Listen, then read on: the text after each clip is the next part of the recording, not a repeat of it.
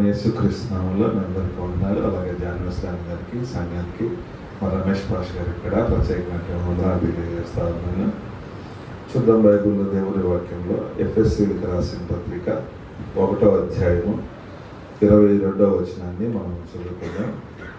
ఎఫెసీయులకు రాసిన పత్రిక 1వ అధ్యాయము 22వ వచనంలో, మరియు సమస్తమును ఆయన పాదముల క్రింద ఉంచి సమస్తము పైన ఆయనను సంఘమునకు శిరస్సుగా నియమించెను.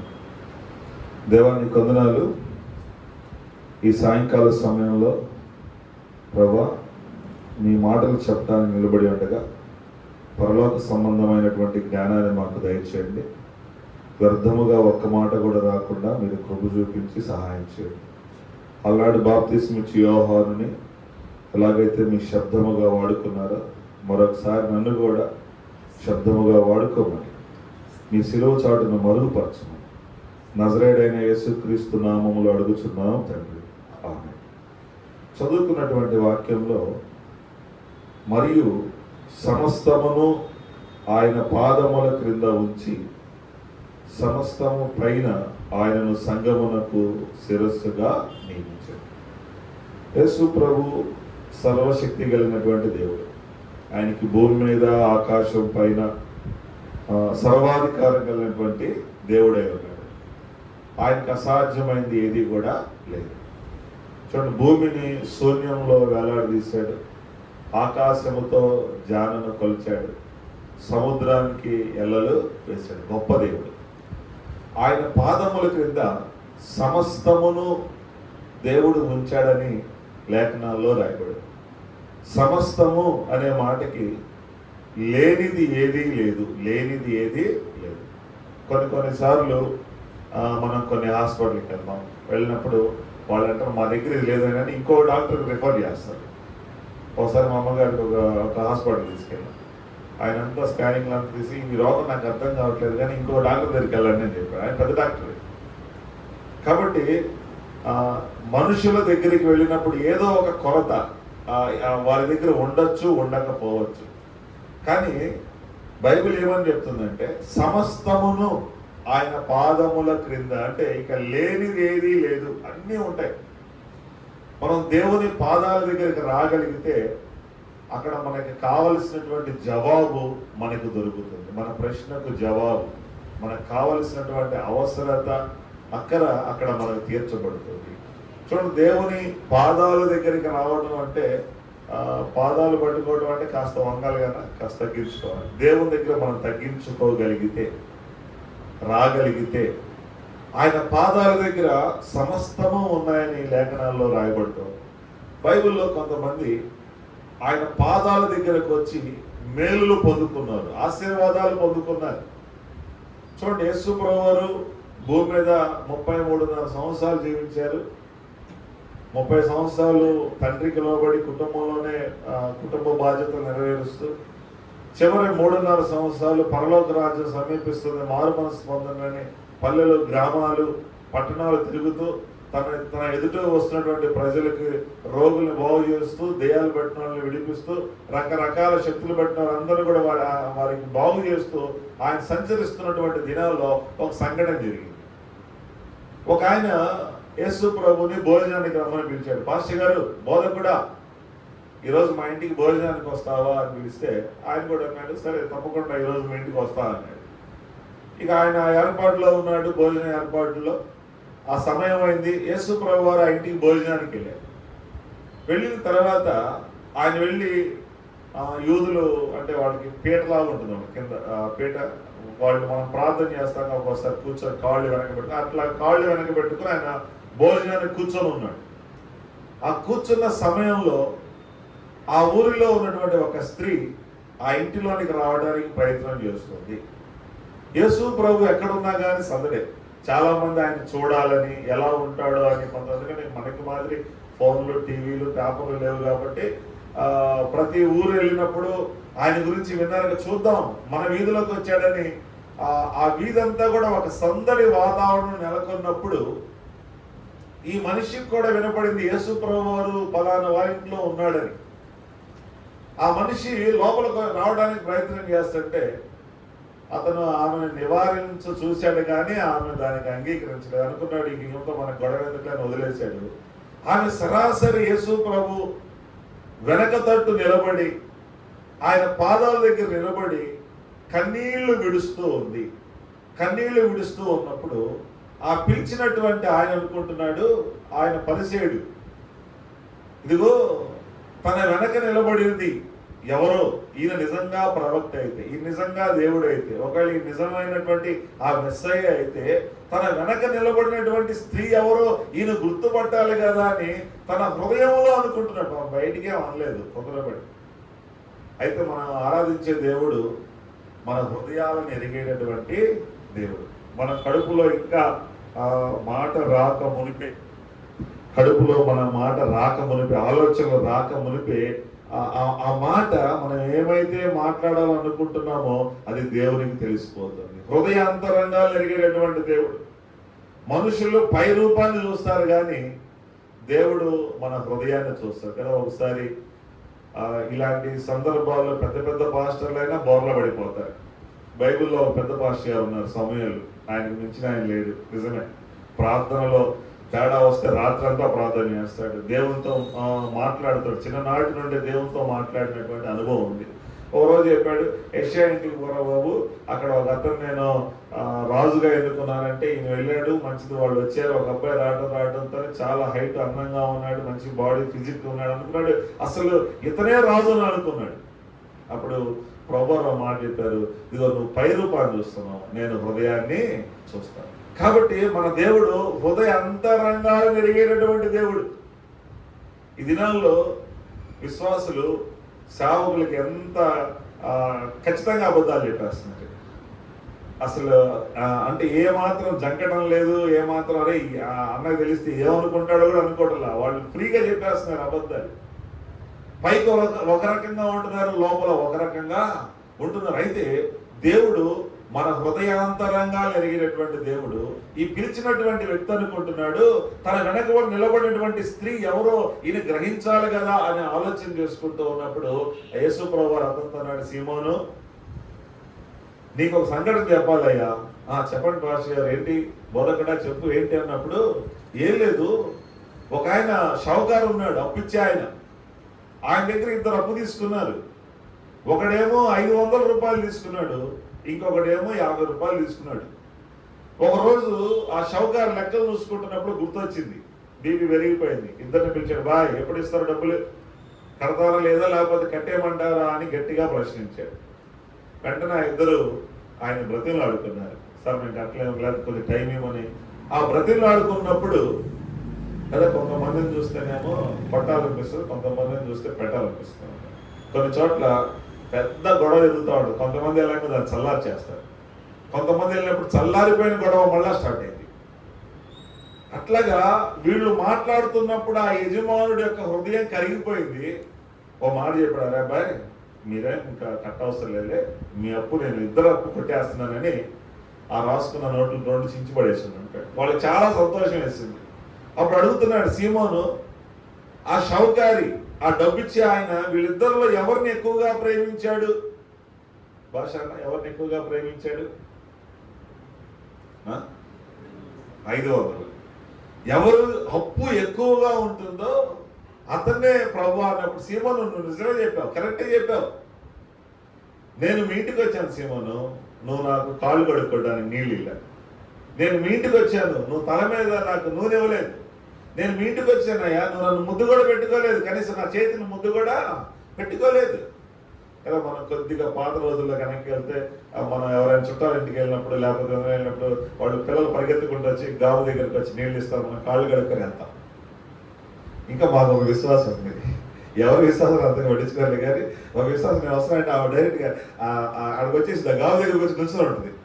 పాస్టర్ గారు వస్తున్నారని నేను సరే ఆమె కూడా నేను ఎందుకు ఇబ్బంది పెట్టామని ఆమె వెళ్ళకలా నీళ్ళు వేస్తే నేను శుభ్రంగా కాళ్ళు కడుక్కొని ఆమె ఇంట్లోకి వెళ్తాను.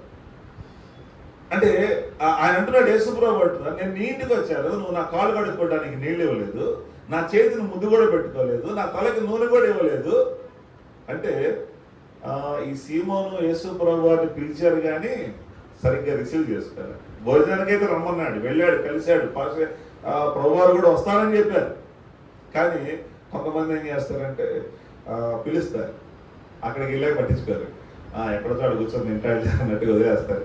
పాపం యేసు ప్రభువారు కూడా పెద్దగా పట్టించుకోలే. ఆయన ఆయన ఆయన తగ్గింపు జీవితం మనం దాన్ని లెక్క వేయలేమన్నమాట. ఎందుకంటే ఆయన ఆకాశం ఆయన సింహాసనం, భూమి ఆయన పాదపీఠం. దేవదూతలు 6 రెక్కలు వేసుకొని పరిశుద్ధులు పరిశుద్ధులని గాన ప్రతిగానాలు చేస్తుంటే 2 రెక్కలు తమ మొఖాలు కప్పుకొని 2 రెక్కలతో ఎగురుతూ 2 రెక్కలు తమ దేహాన్ని కప్పుకుంటే అయ్యా మేము చూస్తూ మేము పాడలేమని 24 మంది పెద్దలు తమ కిరీటాలు అక్కడ పడేసి, మీరుండగా మాకు కిరీటాలు ఎందుకు సార్ అని అక్కడ పడేసి వాళ్ళంతా దేవుని స్తుతిస్తుంటే, అలాంటి దేవుడు ఎక్కడ వరకు తగ్గించుకున్నాడనా? పశువులు పాక, అసలు అది లీస్ట్ ప్లేస్, అక్కడ దాకా తగ్గించుకున్నాడు. ఇక అక్కడ దాకా తగ్గించుకుని ఆయన సీమోను పిలిచి గౌరవించకపోతే కూడా ఏం పట్టించుకోలే. అటు ఇటు చూసాడు, ఒక చోట ఖాళీ దొరికింది, అక్కడికి వెళ్ళాడు, కామ్గా కూర్చున్నాడు. నువ్వు పెట్టేది బెటర్, నేను తినేంత అన్నట్టు కూర్చున్నాడు. అయితే అదే అంటున్నాడు, సందర్భం వచ్చింది కాబట్టి చెప్తున్నాడు, నేను మీ ఇంటికి వచ్చానయ్యా, నువ్వు నన్ను గౌరవించలేదు. అయితే ఇదిగో ఈ మనిషి ఏం చేస్తుందంటే, నేను వచ్చిన నాటి నుండి తన కన్నీళ్లతో నా పాదాలు కడుగుతుంది, తన కురులతో నా పాదాలు తుడుస్తుంది. చూడండి, ఈమె విస్తారముగా నన్ను ప్రేమించింది కాబట్టి ఈమె విస్తారమైన పాపాలు క్షమించబడ్డాయని చెప్పాడు. చూడండి, ఆమె ఎలా వచ్చింది దేవుని పాదాల దగ్గరికి? ఒక పాపాత్మురాలు. ఆమె ఏం చేసిందో మనకు తెలియదు, కానీ ఆమెకు ఆ పేరు వచ్చేసింది, పాపాత్మురాలు. యేసు ప్రభువారు అంటున్నారు, ఇదిగో నీ పాపాలు క్షమించబడ్డాయని చెప్తున్నారు ఆమె. అప్పుడు అక్కడ ఉన్న శాస్త్రులు, పరిచయాలు కొంతమంది, ఇతనెవరు దేవుడు కదా పాపాలు క్షమించేది అంటే, ఆయన అంటున్నాడు, మనిషి కుమారుడికి భూమి మీద పాపాలు క్షమించే అధికారము ఇవ్వబడింది. ఆమె యేసు ప్రభు దగ్గరికి పాపంలో వచ్చింది. వెళ్ళేటప్పుడు ఎలా వెళ్ళిందంటే పరిశుద్ధురాలుగా వెళ్ళింది. చూడండి, ఆమె వచ్చేటప్పుడు కన్నీటితో వచ్చింది, దుఃఖంతో వచ్చింది, తిరిగి వెళ్ళేటప్పుడు సంతోషంతో తిరిగి వెళ్తాం. ఆమె వచ్చేటప్పుడు ఆ చివరిలో అంటాడు, కుమారి సమాధానం కలిగిన దానివై వెళ్ళు అంటాడు యేసు. అంటే ఆమెకేం లేదు, సమాధానము లేదు. చూడండి, ఆమె సమాధానముతో తిరిగి వెళ్ళింది. అంటే యేసయ్య పాదాల దగ్గరికి రాగలిగితే ఎన్ని ఆశీర్వాదాలు ఉన్నాయో. పాపంలో ఉన్నటువంటి వ్యక్తిని పరిశుద్ధురాలుగా మార్చాడు, దుఃఖములో ఉన్నటువంటి వ్యక్తిని, కన్నీటిలో ఉన్నటువంటి వ్యక్తిని సంతోషంగా మార్చాడు, సమాధానం లేకుండా ఉన్నటువంటి వ్యక్తిని సమాధానాన్ని దేవుడు దయచేశాడు. ఆమె కన్నీరు విరుస్తుంది యేసయ్య పాదాల దగ్గర. ఏ పాపం తనని కన్నీటిమయం చేసిందో ఆ పాపం నుండి విడుదల పొందడానికి యేసు ప్రభు దగ్గర కన్నీరు విడుస్తుందండి. పాపం ఏమో చూసేటప్పుడు అందంగా ఉంటుంది, చేసేటప్పుడు ఆనందంగా ఉంటుంది, తర్వాత ఆ మనిషి హృదయంలో ఆవేదనని మిగిల్స్తుంది, సమాధానం లేకుండా చేస్తుంది, రకరకాలైనటువంటి రోగాలకు వాటిని బలి చేస్తూ ఉంటుంది. కాబట్టి పాపము మనిషి హృదయంలో సమాధానం లేకుండా చేస్తుంది, కన్నీటిమయం చేసింది. ఏ పాపం తనను కన్నీటిమయం చేసిందో ఆ పాపం నుండి విడుదల పొందడానికి యేసు పాదాల దగ్గరకు వచ్చింది. ఆయన వెంటనే అంటున్నాడు, ఈమె నన్ను విస్తారముగా ప్రేమించింది కాబట్టి ఈమె విస్తారమైన పాపాలు క్షమించబడ్డాయి. చూడండి, ఆమె ప్రేమించింది అనడానికి ఒక క్రియ కూడా చేసింది. యేసు ప్రభు దగ్గరకు వస్తూ వస్తూ ఒక మంచి అత్తరుబుడ్డి కొనుక్కొచ్చింది, చాలా విలువైనటువంటి అత్తరుబుడ్డి. ఆ అత్తరుబుడ్డి రాగానే ఆయన తల మీద పోసింది. పోయిందనే పక్కన కొంతమంది శిష్యులు ఉన్నారు, అందులో ఒకడే దొంగ. వాడు అన్నాడు, వాడి దగ్గరే సంచి ఉంది, డబ్బు సంచి కూడా ప్రభువారు వారి దగ్గరే పెట్టేశాడు. అతను అంటున్నాడు, ఎందుకు ఇంత ఖరీదైనటువంటి ఈ అత్తరును ఆయన మీద పోసి మీరు వృధా చేస్తున్నారు, ఇది అమ్మి పేదవాళ్ళకి ఇవ్వచ్చు కదా అంటే యేసు ప్రభువారు కలగ చేసుకొని అంటున్నారు, అరే మీ పేదవాళ్ళు ఎప్పుడు మీ మధ్యలో ఉంటారు, మీరు ఏదో చేయొచ్చు, కానీ నేను ఉండే సమయం అయిపోయింది, నేను ఉండను. ఏమేం చేసిందంటే నా భూస్థాపిత నిమిత్తము ముందుగా నా శరీరాన్ని అభిషేకించింది. ఇదో ఈ లోకంలో ఈ సువార్త ఎక్కడ ప్రకటించబడుతుందో అక్కడ ఈమెను కూడా కనపరచబడుతుంది, ఈమె గురించి కూడా తెలియజేయబడుతుందని యేసు ప్రభువారు స్వయంగా చెప్పారు. చూడండి, అక్కడ యేసయ్య ఒక మాట అంటున్నాడు, ఈమె విస్తారముగా నన్ను ప్రేమించింది కనుక. అంటే ఆమె ఒక క్రియ చేసింది. కొంతమంది చాలా మంది మాటలు చెప్తారు కానీ క్రియలు ఉండవు. ఒక ఆయనకి లేకపోతే ఎవరైనా చర్చిలో ఒక వ్యక్తి బాగోలేదు, జ్వరం వచ్చి బాధపడుతున్నాడు, వెళ్ళాము, పలకరించాము, ప్రార్థన చేసాం, అన్న నువ్వు టాబ్లెట్లు వేసుకో, యాప్లికాయలు తిను, బ్రెడ్ తిను టిఫిన్ తిను అన్నీ 100 చెప్పాము, అతని దగ్గర డబ్బు లేదనుకో, ఆ మాటలన్నీ అతనికి ఎలా ఉంటాయి? ఏముంది అన్నట్టు ఉంటాడు. అదే ఒక 100 ఇచ్చి ఏది చెప్పకపోయినా అవన్నీ ఆయన వేసేసుకుంటాడు. ఆయన టిఫిన్ తింటాడు, కాయ కొనుక్కుంటాడు. ఒక రోజన్నా అతనికి మనం ఇచ్చే అది ఉపయోగపడుతుంది. అంటే మాటల ద్వారా క్రియలు. ఈమె కూడా యేసు ప్రభు దగ్గరకు వచ్చి చూడండి, అక్కడ ఎన్ని దేనాలు అంటే 160 రూపాయలను రాయబడు, కింద ఫుట్ నోట్లో ఉంటుంది 160 రూపాయలు. ఆ దినాల్లో కూలికి వెళ్తే వచ్చేదంత అంటే ₹10. ద్రాక్ష తోట ఉపమానంలో అక్కడ రోడ్డు మీద నిలిచిన వాళ్ళందరూ పనికి పిలుస్తాడు. పిలిచి ఎంత ఇస్తారు కూలి? ఉదయం నుంచి సాయంత్రం వరకు ఉన్న వాళ్ళకి ₹10. ఎన్ని ₹10 అయితే 160 అవుతాయనా? అంటే ఇంచుమించుగా 8 నెలల జీతం. 8 నెలల జీతం, 10 నెలల జీతంతో యేసు ప్రభుకి ఒక ఘనమైన కార్యం జరిగించాలి అని ఆమె ఇష్టపడింది. అప్పుడు యేసు ప్రభు అనుకున్నాడు, ఈమె నన్ను ప్రేమిస్తుంది, ఈమె నన్ను ఘనపరిచింది, ఈమె నన్ను విస్తారముగా నన్ను ప్రేమించింది కాబట్టి ఈమె విస్తారమైన పాపాలు క్షమించబడ్డాయని చెప్పాడు.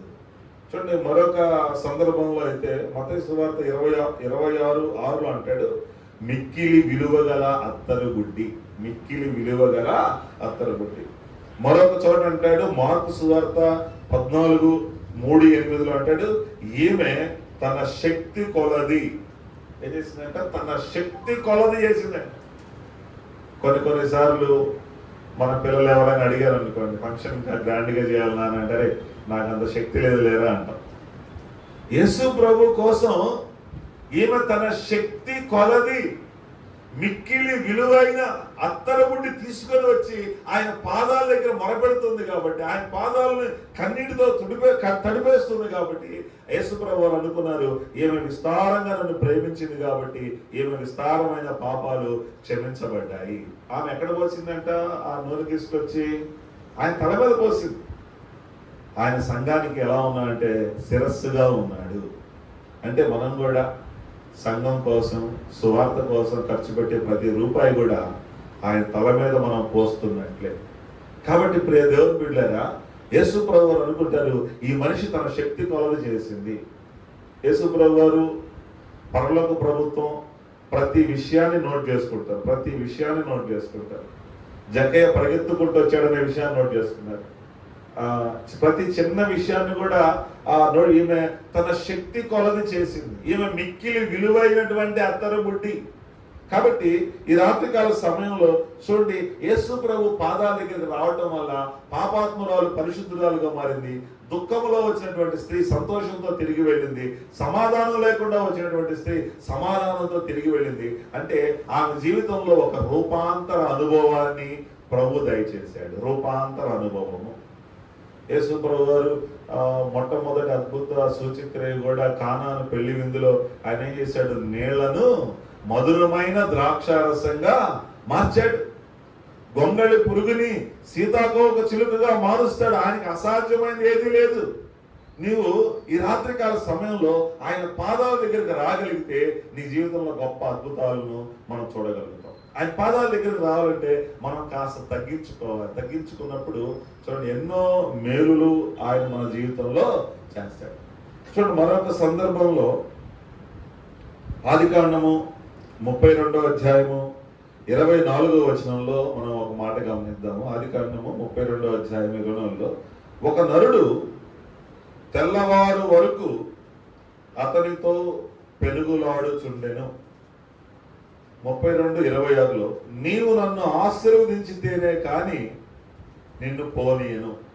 చూడండి, ఇంకొక మాట కూడా చెప్తాను. హోషేయ గ్రంథం 12వ అధ్యాయము 4వ వచనం. హోషేయ గ్రంథము 12వ అధ్యాయము 4వ వచనంలో, అతడు కన్నీరు విడిచి అతన్ని ప్రతిమాలెను. ఇక్కడ జరిగిన సందర్భం మనందరికీ తెలుసు.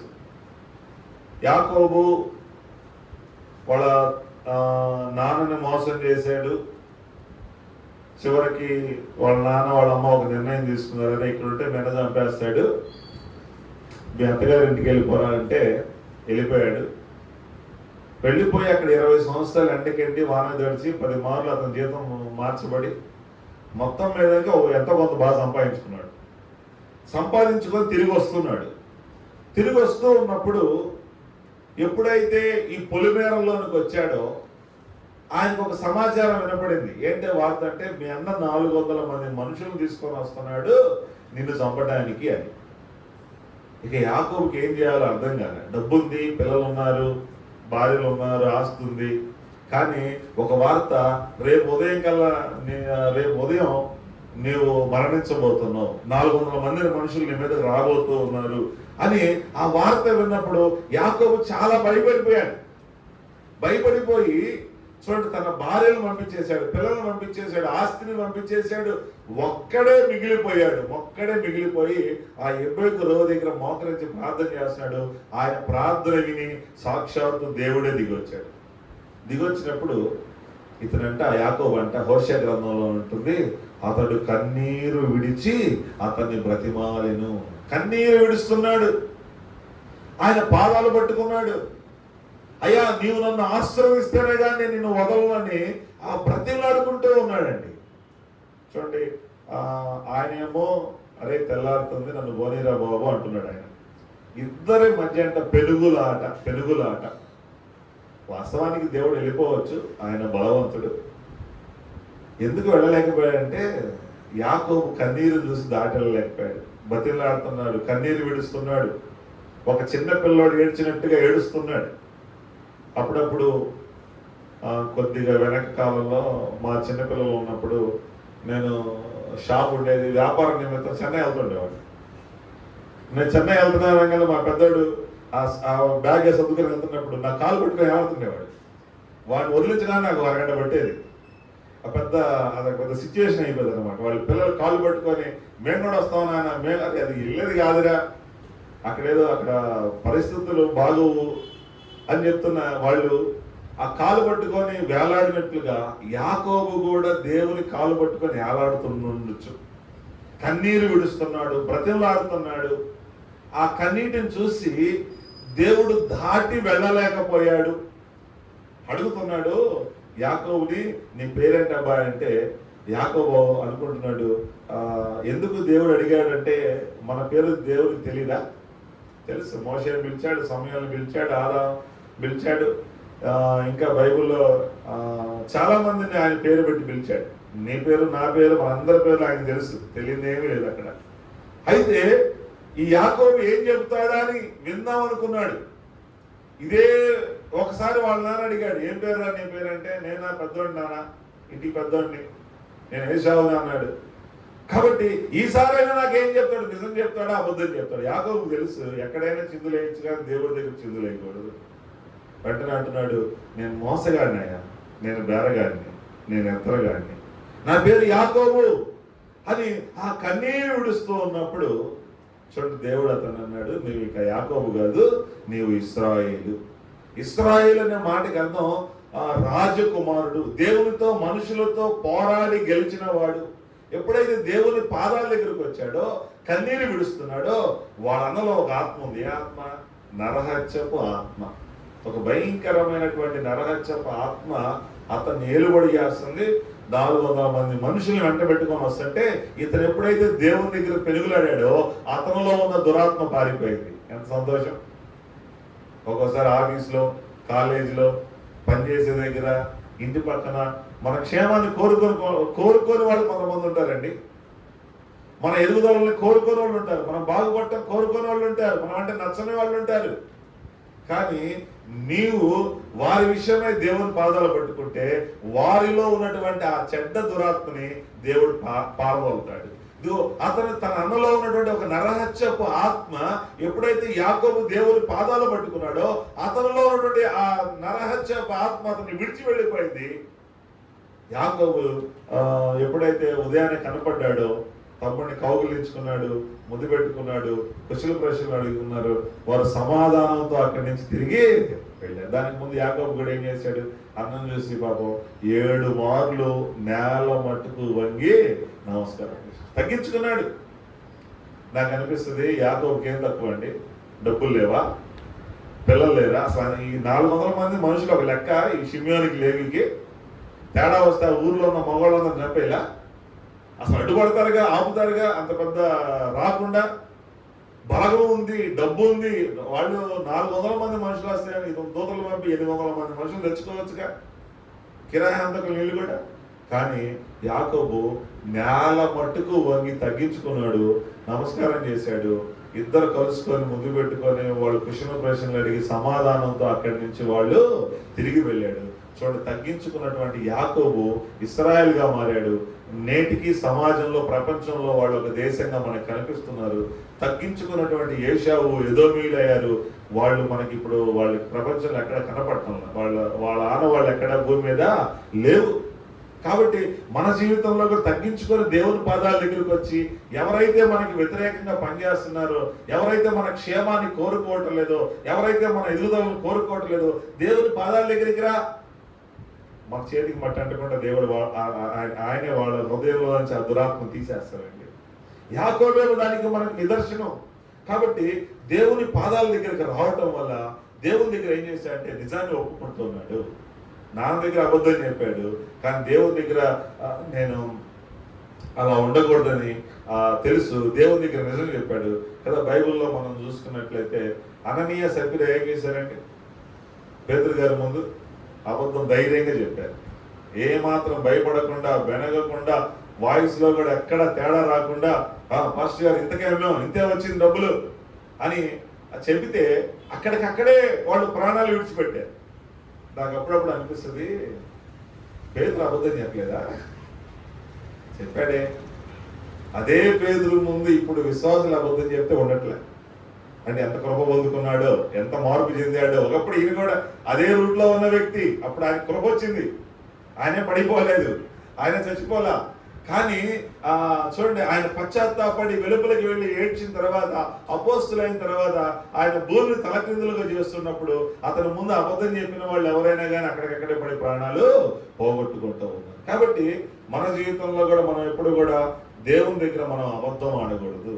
దేవుని దగ్గర, సేవకుల దగ్గర మనం అబద్ధం ఆడితే పరిశుద్ధాత్మ ఎదుట మనం అబద్ధం ఆడతాం. అది మనకి దీవెనకరంగా ఉండదు, ఆశీర్వాదకరంగా ఉండదు. యాకోబు దేవుని దగ్గర నిజం ఒప్పుకున్నాడు. యాకోబు కాస్త ఇజ్రాయెల్గా మారినట్లుగా మనము చూస్తూ ఉన్నాం. చూడండి, బైబిల్లో మరొక వ్యక్తి కూడా మనం గమనిస్తే, యాయిరు. ఒకరోజు యాయిరు ఏం చేస్తున్నాడే అంటే, తన కుమార్తె చావ సిద్ధమై ఉన్నది, కొన ప్రాణంతో కొట్టుకుంటుంది. ఉన్నట్టుగా ఉండి ఇంట్లో నుంచి పరుగులు తీస్తున్నాడు బయటికి. ఎక్కడికి వెళ్తున్నాడు ఈ యాయిరు అని ఆ చుట్టుపక్కల ఉన్న వాళ్ళంతా ఆరాధిస్తుంటే ఆయన సముద్ర తీరం వైపు పరిగెత్తుతూ ఉన్నాడు. ఆ సముద్ర తీరం దగ్గర ఎవరున్నారంటే యేసు ప్రభువు వారు కూర్చొని బోధిస్తూ ఉన్నాడు. ఈ సమాజ మందిరపు అధికారి వెళ్ళిపోయి సరాసరి యేసయ్య పాదాల మీద పడిపోయాడు. అందరూ చూస్తూ ఉండగా ఆయన పాదాలు పట్టుకుంటే ఎలా ఉంటుందో అని ఫీల్ అవ్వలేదు. వెళ్ళిపోయి ఆయన పాదాలు పట్టుకొని ఏడుస్తున్నాడు. ఏంటంటే నా చిన్న కుమార్తె చావ సిద్ధమైనది, నువ్వు త్వరగా రా ప్రభు అని దేవుని దగ్గర బ్రతిమలు ఆడుకుంటూ ఉన్నాడు. ఇక్కడ యాయిరు దగ్గర నుంచి మనం కూడా ఒక విషయాన్ని నేర్చుకోవాలి. ఎవరి కోసం బ్రతిమలు ఆడుకుంటున్నాడు అన్న భాషాన్ని? ఎవరి కోసం బ్రతిమలు ఆడుకుంటున్నాడు? తన కుమార్తె కోసం బ్రతిమలు ఆడుకుంటున్నాడు. ఇక్కడ కూడా మనం ప్రశ్న అంటే, నువ్వు ఎప్పుడైనా నీ పిల్లల కోసం దేవుని దగ్గర బ్రతిమలు ఆడుకున్నావా? దేవుని దగ్గర కన్నీరు విడిచావా?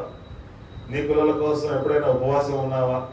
నీ పిల్లల కోసం ఎప్పుడైనా అరుణోదయాన్ని లేచి ప్రార్థన చేసావా? యోబు ఏం చేసావంట?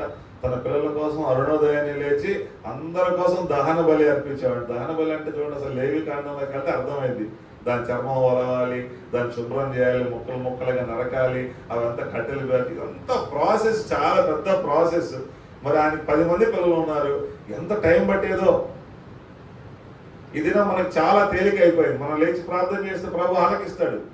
ఇప్పుడు మనకు ఆ బలులు అయింది మనకి లేవు, దేవుడి దయ వల్ల. కాబట్టి ఎప్పుడైతే మనం లేచి మన పిల్లల కొరకు దేవుని దగ్గర బ్రతిమలాడుకుంటామో మన పిల్లల భవిష్యత్తును దేవుడు తన ఆధీనంలో తీసుకుంటాడు. ఒకరోజు తగిన కాలంలో ఫలమిచ్చు చెట్టు వలే ఉంటారు. అందుకని విలాప వాక్యాలు 2వ అధ్యాయము ఒకసారి 18, 19 చదువుదాము. చదవండి, ఎవరైనా చదివి సహాయం చేయండి. విలాప వాక్యాలు 2వ అధ్యాయము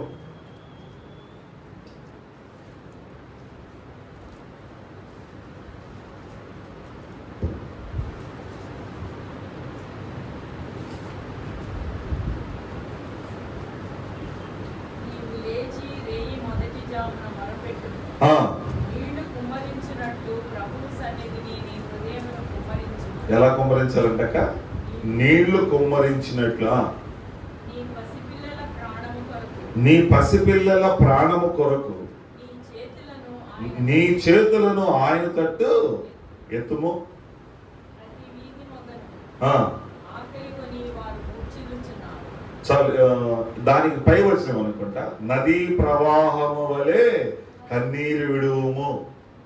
దివారాత్రములు ఆయన అంటున్నాడు, ఇదిగో నువ్వు నీళ్లు కుమ్మరించినట్లుగా నీ కళ్ళంట కన్నీళ్లు రానివ్వు, విరామం వద్దు. నీ పసిపిల్లల ప్రాణము కొరకై ఆయన తట్టు చేతులెత్తుము. ఎప్పుడైతే చూడండి, మన పిల్లల విషయమై దేవుని దగ్గర బ్రతుకులు ఆడుకుంటామో వారు తప్పిపోరండి. వాళ్ళ బాధ్యతను దేవుడు తీసుకుంటాడు. వాళ్ళు తగిన కాలంలో ఫలమిచ్చి చెట్టు వల్ల దేవుడు మారుస్తాడు. అది వాక్యం, అది తప్పిపోదు అంతే. చూడండి, యాయిరు తన కుమార్తె కొరకు బ్రతిలాడుతూ ఉన్నాడు. మన జీవితంలో కూడా మన పిల్లల కొరకు మనం బ్రతిలాడినప్పుడు దేవుడు వారిని ఫలించి చెట్లుగానే మారుస్తాడు. చూడండి, సుసన్న వెస్లీ తనకి 13 మంది సంతానం ఉండేవాడు. అందులో 3 చనిపోయారు, 9 మంది ఉన్నారు. ఆ 9 మంది కోసం ప్రతి ఒక్కరి దగ్గరికి వెళ్ళి ఒక అరగంట పావుగంట సేపు ప్రార్థన చేశాడు. రాత్రి అంతా, అంటే ఆమె ఎంతసేపు వేసుకో మనకి ప్రతిరోజు ప్రార్థన చేశాడు. దేవుడు ఏం చేశాడు, ఆమె మొరని విని జాన్ వెస్లీ, చార్లెస్ వెస్లీ వీళ్ళిద్దరూ ఇంగ్లాండ్ దేశాన్ని తలకిందులు చేసేసారు అంతే. ఆమె కన్నీరు విడిచింది, తన పిల్లల కోసం ప్రార్థన చేసింది. ప్రార్థన చూడండి, కన్నీటిని ఆయన బుడ్డిలో దాచిపెడతాడు. అవి వృధాగా పోవు. మనమైనా చనిపోవచ్చు, కానీ మన ప్రార్థన మాత్రం దానికి మరణం లేదు, అది మొరపెడుతూనే ఉంటుంది. ప్రభు సహాయం చేస్తాడు, ఆయనకు అసాధ్యమైనది ఏదీ లేదు. కాబట్టి ఎప్పుడైతే మనం కూడా మన పిల్లల కోసం బ్రతిమలాడుతామో, విశ్వాసంలో సన్నగిల్లకుండా విశ్వాసంలో ఉంటామో, చూడండి, యాయిరు అంటున్నాడు యేసుప్రభువు వారు, సరేనయ్యా కదా మీటికి వెళ్దాం అన్నప్పుడు అక్కడ జరిగిన సందర్భం ఏంటి, ఇంకొక ఆయన వచ్చాడు. యాయిరు తొందరపడవాకు, బోధకుడిని ఇబ్బంది పెట్టవాకు, ఇందాక మీ అమ్మాయి కొన ప్రాణంతో ఉంది, ఇప్పుడు పూర్తిగా ఆగిపోయింది, ఇంకా ఆయన వదిలే, ఆయన ఇబ్బంది పెట్టవాకు అని చెప్తున్నాడు. కానీ దేవుడు అంటున్నాడు, యేసుప్రభువు అంటున్నారు, నువ్వు నమ్మిక మాత్రం ఉంచి యాయిరు, మీ అమ్మాయి లెగుస్తుందని చెప్పినప్పుడు చూడండి, ఇంటికి వెళ్ళేసరికి అక్కడ ఇంకొక సిచ్యువేషన్. ఆడంతా టెంట్లు వేసారు, కుర్చీలు వచ్చేసినాయి. ఆ దినాల్లో గొల్లు చేసేవాళ్ళు వచ్చారు, పాటలు పాడేవాళ్ళు వచ్చారు, 2 బృందాలు వచ్చేసినాయి. ఒకళ్ళేమో గుండెలు బాదుకొని ఏడుస్తున్నారు, ఒకళ్ళేమో పాటలు పాడుతున్నారు, అంటే సీరియల్లో నటించినట్టు నటిస్తున్నారు. వాళ్ళకి డబ్బులు కూలి, వాళ్ళు నిజంగా జీవిస్తున్నారు, తమ సొంత కుమార్తె చచ్చిపోయినట్టు ఏడుస్తున్నారు. యేసుప్రభువు వారు వెళ్ళి, ఎందుకు మీరు ఇంత ఏడుస్తున్నారు, గుండెలు బాదుకుంటున్నారు, అమ్మాయి చనిపోలేదు, నిద్రపోయిందంటే వాళ్ళందరూ ఈయనెవర్ర బాబు, మా కూలి ఇచ్చి, ఆ అమ్మాయి లేచిందంటే వాళ్ళకి కూలి ఇరుగా, ఆయన మా కూలి పోయేటట్టుందని ఆయన అందరూ వాళ్ళు అపహసించారంట. అప్పుడు యేసుప్రభువు వారు మాట చెప్పారు, యాయిరు వీళ్ళందరినీ బయటికి పంపించేవయా. బయటికి పంపించడం తేలికాక కష్టమా? చాలా కష్టం.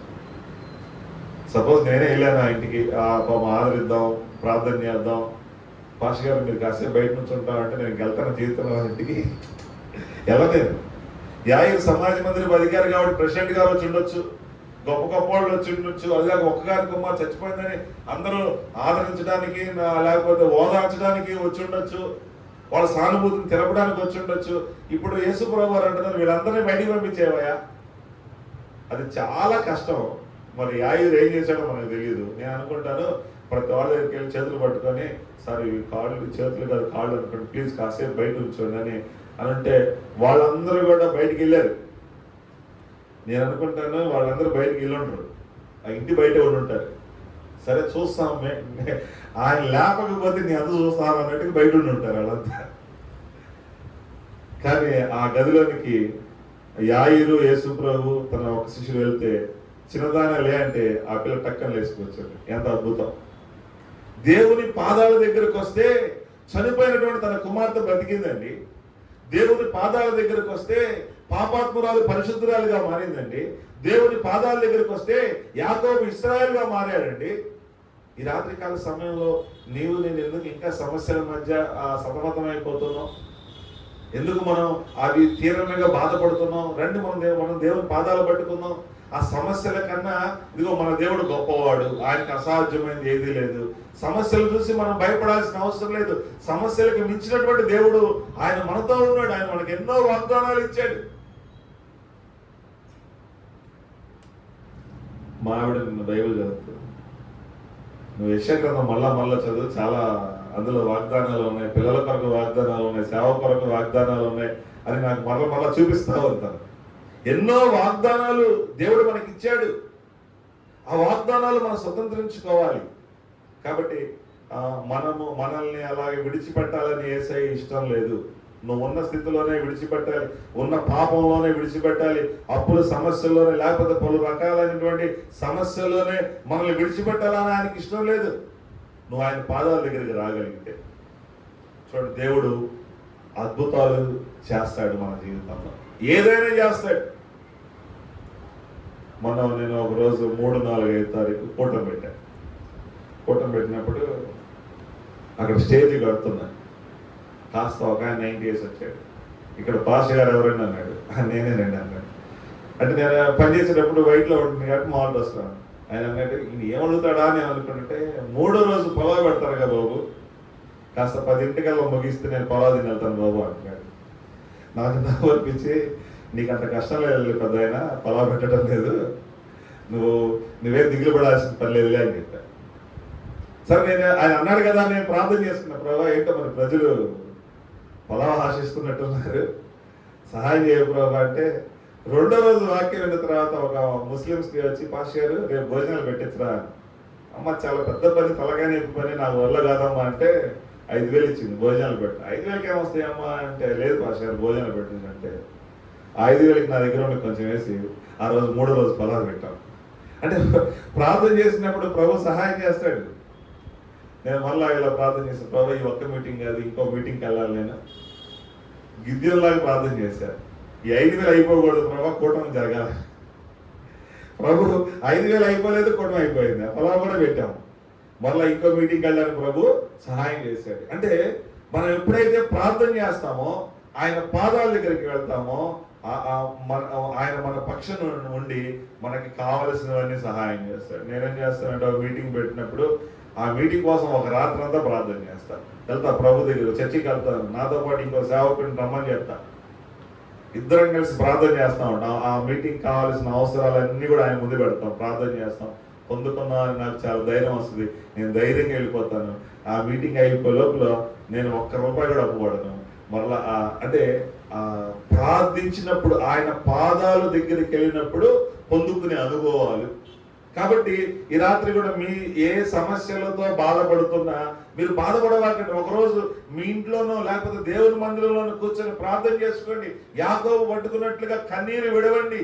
ఇక ఆ పాపాత్మురాలు ఎలాగైతే కన్నీరు విడుస్తుందో, అలాగే మీరు కూడా దేవుని పాదాల దగ్గరికి వస్తే మీ జీవితంలో గొప్ప అద్భుతం జరిగింది, రూపాంతరపరుస్తాడు. ప్రార్థన చేసుకుందాం.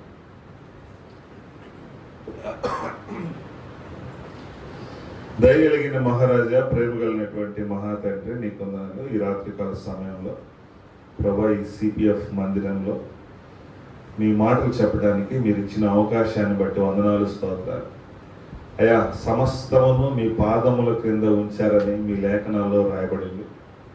మాకు కావలసింది ఏదైనా సరే మీ పాదాల దగ్గరికి వస్తే అక్కడ జవాబు దొరుకుతుందని, పాపాత్మురాలు పరిశుద్ధురాలుగా మారినట్టుగా మా జీవితంలో ఉన్నటువంటి ప్రతి పాపం నుండి విడుదల దయచేయండి, దుఃఖం నుండి విడుదల దయచేయండి.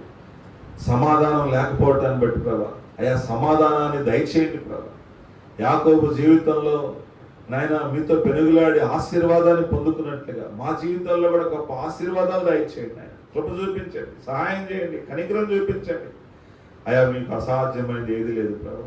అయ్యా ఈ సంఘాన్ని మీరు దీవించండి, సంఘ బిడ్డలందరినీ మీరు ఆశీర్వదించండి. వారి ఉద్యోగాల్లో, వ్యాపారాల్లో మీరు తోడుగా ఉండి సహాయం చేయండి. అయా జాన్వేస్లీ గారికి మంచి ఆరోగ్యాన్ని ఇవ్వండి, కుటుంబంలో నెమ్మది సమాధానం దయచేయండి, సంఘ సరిహద్దులు విశాలపరచండి, సంఘములో గొప్ప ఉజ్జీవాన్ని మీరు దయచేయండి. అయా గుంటూరు పట్టణంలో ఉన్నటువంటి ప్రతి అయా ఆ సిపిఎఫ్ సంఘాన్ని మీరు దీవించి ఆశీర్వదించండి. నజరేయుడైన యేసుక్రీస్తు నామములో అడుగుచున్నాము తండ్రి, ఆమేన్. ఈ అవకాశం ఇచ్చిన అన్నకి ప్రత్యేకమైన వందనాలు తెలియజేస్తాను.